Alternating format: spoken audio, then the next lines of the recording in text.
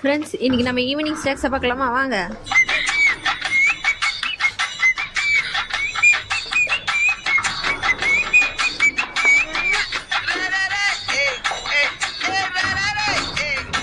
Friends, கடாயில் எண்ணெய் ஊற்றிடுங்க. ஒரு பவுலில் வந்து மைதா மாவு 1/4 கிலோ பேக்கெட் நான் கொட்டியிருக்கேன். அடுத்து கடல மாவு 1/4 கிலோ பேக்கெட் கொட்டியிருக்கேன். கறிவேப்பிலை உருவி போட்டுக்கோங்க. உங்களுக்கு தேவையான அளவு வெங்காயம் பொடிசாக நறுக்கி வெட்டலாம்.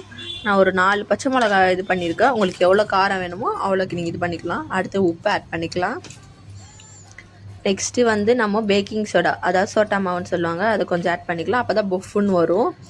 இது வந்து உங்கள் பசங்களுக்கு இல்லைன்னா மழை டைம்லலாம் நீங்கள் சாப்பிட்டிங்கன்னா வேறு லெவல் டேஸ்ட்டு ஃப்ரெண்ட்ஸ். இப்போ தண்ணி ஊற்றி நம்ம ஒரு மிதமான ஒரு பதத்துக்கு வந்து நம்ம பிசைஞ்சிக்கலாம். ரொம்ப தண்ணி ஊற்றிடாதீங்க ஃப்ரெண்ட்ஸ். ரொம்ப தண்ணி ஊற்றிட்டிங்கன்னா அது ஒரு மாதிரி இதுவாக போயிடும். இப்போ பாருங்கள், எண்ணெயும் நல்லா காஞ்சிருச்சு. இப்போ நாங்கள் போண்டா போடுறோம். அது பார்க்கும் போதே என் வாயில் எச்சி ஊறுது ஃப்ரெண்ட்ஸ்.